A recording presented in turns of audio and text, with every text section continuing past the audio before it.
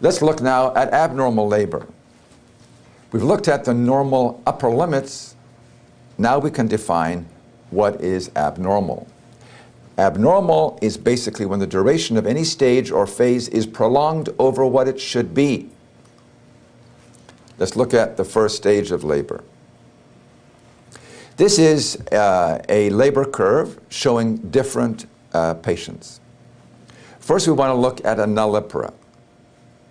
And you can see there's a sigmoid S-shaped curve. Notice the slope of that curve. This is a multipara. And notice how the dilation is much more rapid. 1.2 centimeters per hour, 1.5 centimeters per hour. And what if you have a gravida 8 para 7 grand multipara? Her labor can look like this, what we call precipitate labor. And this is a typical story in July. Intern checks his multipara. She's 5 centimeters and says, it's going to be a few hours before you deliver. Turns to walk out of the room. The patient says, I think the baby's coming. Intern says, no way, closes the door, and what's the next thing you hear? Wah! Baby's delivered. Okay, let's look at the various kinds of abnormal labor. We can have prolonged latent phase. We can have active phase arrest. We can have prolonged active phase, and we can have prolonged second stage. Let's start out with prolonged latent phase. 20-year-old gravida 1, 39 weeks, being observed in the maternity units. She states she's been having irregular uterine contractions for 24 hours, but cervical dilation remains at 1 to 2 centimeters. Vital signs are stable. Electronic fetal monitor tracing is reassuring regarding the fetus. So here we have a patient who is having contractions. Cervix is not changing. I think one could reasonably ask the question, is she even in labor? Is she having contractions? Because labor requires that there be some change in effacement and or dilation.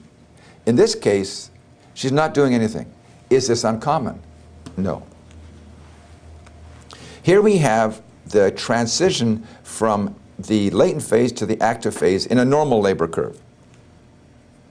Here we have the transition from the latent phase to the active phase in a prolonged latent phase. So this is a prolongation. If it runs more than 14 to 20 hours, then we say it's prolonged latent phase. The most common latent phase abnormality is a prolonged latent phase. What's the diagnosis? First, we should identify that any time the cervix is less than 3 centimeters dilated, it is by definition in the latent phase. If the cervix is 4 centimeters or more dilated, it is by definition in the active phase. 3 to 4 is a transition, but if it's less than 3 centimeters, that's latent phase. And we already said that should be less than 20 hours in a prime, should be less than 14 hours in a multip. If it exceeds that, that is prolonged. What's the cause? Many patients come to me and they say, I had a cesarean delivery on my previous pregnancy, and I say, why did you have a cesarean? Because the baby was too big, she says. Well, how much did you dilate to? 1 centimeter. 1 centimeter? She had a cesarean in the latent phase. Do big babies cause problems in the latent phase? No. It's not because of excessively big babies. It is injudicious analgesia, hypotonic uterine contractions, or hypertonic uterine contractions. Injudicious analgesia. The patient is 1 to 2 centimeters dilated. Doctor, it's hurting so much. Can you please give me some medication? Why, sure. You give her medication, and what happens? The contractions poop out. Injudicious analgesia. Hypotonic contractions. Instead of being every 3 minutes, they're every 10 minutes. Hypertonic. They are frequent, they are intense, but they only last 20 seconds. Management, not cesarean. This is not a surgical management. Therapeutic rest, sedation. Give her some morphine, let her rest a little bit. Hopefully she'll wake up either in labor or the contractions will have gone away. All right, then we look at the active phase, and we can have either a prolonged or an arrested active phase. Prolonged is where it's dilating, but it's taken more than 1.2 or 1.5 centimeters per hour. An arrestive active phase is where it has stopped dilating completely. And here we have the arrest. A 20-year-old Gravida 1 at 39 weeks gestation has progressed in labor to 8 centimeters. So she is definitely in the active phase, but she has had no cervical change for 3 hours. Is that normal? In the latent phase, that's fine. But in the active phase, there should be progressive change. Vital signs are stable. Electronic fetal monitor tracing is reassuring. What do we say about this? Here we have the labor curve. This is a prolonged active phase. You can see there is dilation, but it's going slower than it should be. And here we have an arrest. It went up to maybe 6, 7 centimeters and has stopped. All right, the diagnosis. The diagnosis is based upon cervix 3 or more centimeters dilated with either inadequate cervical change, which is less than 1.2, less than 1.5 centimeters per hour. That would be a prolonged active phase. Or if there's no cervical change for 2 or more hours, that is arrest of active phase. Now, where did we come up with the idea of 2 hours? This is based on observation of thousands of women in labor. If she doesn't change her cervix for half an hour, what's the likelihood that if you wait another half hour that she will? Very good. What if she doesn't change her cervix for 1 hour? What's the likelihood that she will change her cervix over the next half hour? Still good, but not as good as if it was just half an hour. What if she hasn't changed her cervix for an hour and a half? You see, you get diminishing returns by waiting. And at some point in time you say, gee, if it hasn't happened, it's not going to. We better find out what's going on. How long is that period of time? 2 hours. Certainly no more than 3 hours. So if there's no cervical change for 2 or more hours, we say that is arrest of active phase.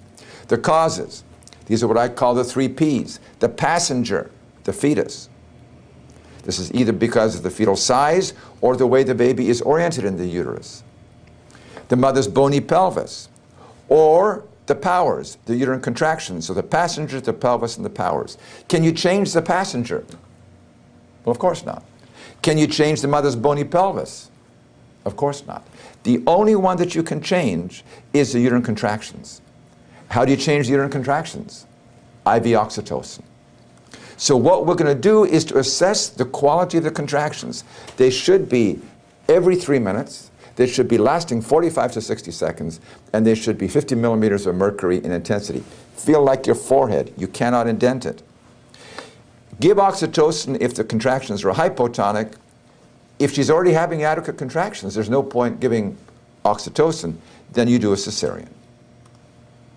So remember, the 3 Ps are the pelvis, the passenger, and the powers, and the only one that you can change is the powers. Oxytocin. All right, let's look at what we've just said. We want to identify first the phase of labor, and on the exam, the first thing you want to know if a patient is having contractions is what is her cervix. If her cervix is less than 3 centimeters, she is by definition in the latent phase. If she's 4 centimeters or more, she is by definition in the active phase. Prolongation of latent phase, multip taking more than 14 hours, of primip more than 20 hours. The management is ambulation sedation, not a cesarean. If you have a prolonged active phase, dilating at less than 1.5 centimeters an hour in a multip, less than 1.2 centimeters an hour in a prime, or if there is no cervical change for 2 to 3 hours, consider the pelvis, the passenger, and the powers. Of course, the only one you can change is the powers. Assess the contractions, the frequency, the duration, the intensity. If there are adequate contractions and no change, cesarean. If there are inadequate contractions, artificial rupture of membranes, IV oxytocin. Then you look to see, after IV oxytocin, have things changed? Is the cervix dilating at 1.5 or more centimeters per hour, 1.2 centimeters per hour? If it is, hands off, conservative management. If not, you're basically stuck with a cesarean. All right, prolonged second stage. Remember, the second stage is already fully dilated, and now it's pushing the baby out. A 20-year-old Gravida 1 at 39 weeks has progressed in labor to 10 centimeters dilation. That's complete dilation. She's been pushing for 3 hours without descent of the head past +2 station. Now, I don't know whether she's got an epidural or not, and it really doesn't matter, because whether she does or not, 3 hours is too long. Vital signs are stable. Electronic fetal monitor tracing is okay.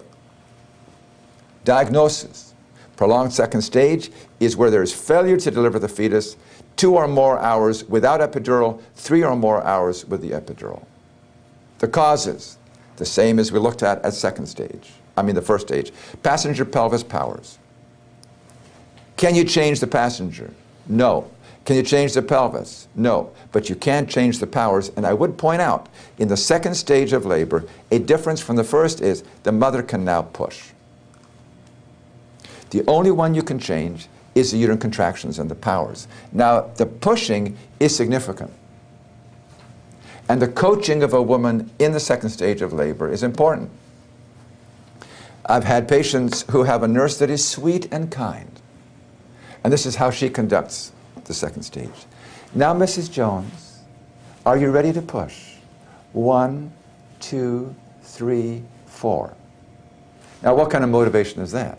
I had a patient, she was 300 pounds. She had chorioamnionitis. She was pushing with a sweet nurse, and she wasn't bringing the baby down. And I didn't want to do a cesarean on her. I walked in the room, and here's what I did. All right, Mrs. Jones, are you ready? Start pushing. 1, 2, 3. You know what I'm talking about? A good coach can bring out a performance in an athlete greater than they ever thought they could ever do. And this woman pushed that baby out, no problem. Okay, second stage management. Assess the uterine contraction quality. If they are hypotonic, give oxytocin. If they're adequate, then you need to look at, is the head engaged?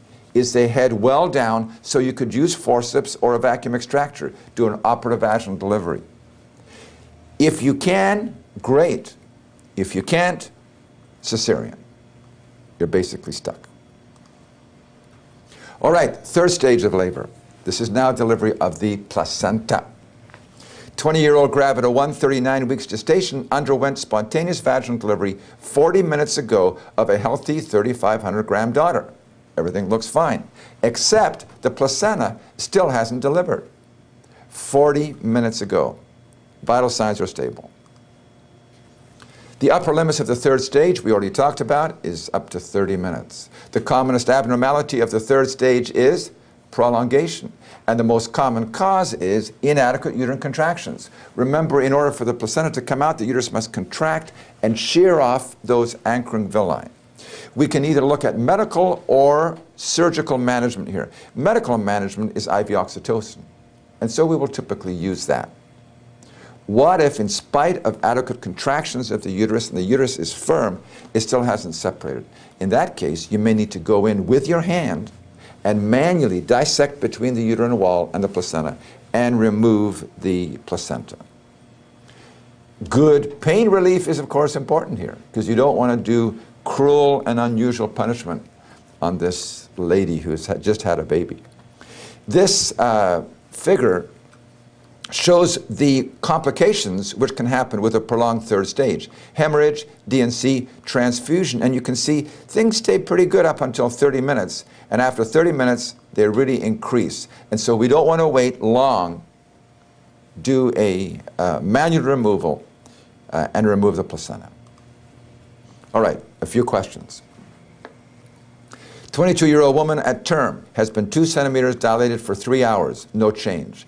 And on all of these, there will be normal fetus on sono, cephalic presentation, normal electronic fetal monitor tracing. So I'm not going to read this. So she's 2 centimeters for 3 hours. Is there a problem? No. This is what you would expect. Observation, therapeutic rest, sedation. Don't mess with Mother Nature. Let's change the scenario just a little bit. She has gone from 4 to 7 centimeters. She's a gravida 1. She's gone from 4 to 7 centimeters over the past 2 hours with no change in station. What stage of labor is she in? Stage 1.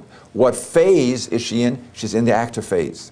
What is the normal progression in cervical dilation in the active phase for a prime? 1.2 centimeters per hour. She has dilated 1.5 centimeters per hour, so she's doing fine. Do you expect significant change in the station in the active phase? No, that primarily occurs in the second stage, management, observation. This baby, this mom is doing fine. All right, she's 6 centimeters dilated for 3 hours with no cervical change. Is there a problem? Now there is a problem, because we have a whole different set of expectations in the active phase than we have in the latent phase. She should certainly be dilating. So what we're going to have to do here is to assess what's the problem. And remember, we can't change the passenger. We cannot change the pelvis, but we can change the powers. Assess the contractions. She may need oxytocin. If the contractions are already okay, it may be a cesarean. Okay, here's a patient at term, regular contractions at 7 centimeters dilated. No presenting part can be palpated through the bulging membranes. You don't know if it's head down, if it's breech, if it's transverse. What's going on? How can you assess what's coming down first? Ultrasound. Let's get an ultrasound to identify the fetal lie, presentation. Maybe this is an abnormal fetus. Maybe there is some abnormality anatomically which prevents it from assuming the normal posture. This is a patient who's been 10 centimeters and pushing for 3 hours with no change in station. What stage is she in? Stage 2. What are the upper limits of normal for stage 2? Now we don't know if she's prime or multi, but in any event, she should have this baby out in 3 hours. The primary purpose of the second stage is descent, a change in station. There is clearly a problem here. Let's assess the quality of the contractions. If they're inadequate, give oxytocin. Otherwise, forceps, vacuum extractor. If that's unsafe, cesarean. This patient is 6 centimeters dilated, no presenting fetal part. You do get an ultrasound, it shows transverse lie. What if you rupture the membranes and there's no presenting part? This is important because this happens often in July with the new interns. Prolapsed umbilical cord, we'll talk about that later. Don't rupture the membranes unless the presenting part is well against the membranes. Signs of the third stage of labor. This was a board question. And there are 3 of them. Gushing of blood as the anchoring villi are removed, lengthening of the umbilical cord as the placenta is moving down, and then you can feel as the uterus contracts, we call this the balling up of the uterus. So gush of blood, lengthening of the umbilical cord, balling up of the uterus. What are the factors that cause internal rotation of the fetal head? This was a question once. And what it is you have the uterine contractions which are pushing the head down, and as they meet the resistance of the levator ani muscles, it will follow the path of least resistance and rotate, and so you'll have the flexion of the head, internal rotation, the extension, and all of the things that we talked about. This is a test question that was on the exam. The student told me, define engagement of the fetal head. And the engagement is as the head comes down, descent, and the widest part of the head, which is the biparietal diameter, passes through the pelvic inlet and is now ready to move down through the mid-pelvis. So this is going to be with the biparietal diameter through the pelvic inlet, so the presenting part will typically be now at the mid-pelvis, which is 0 station. And that is the end of abnormal labor.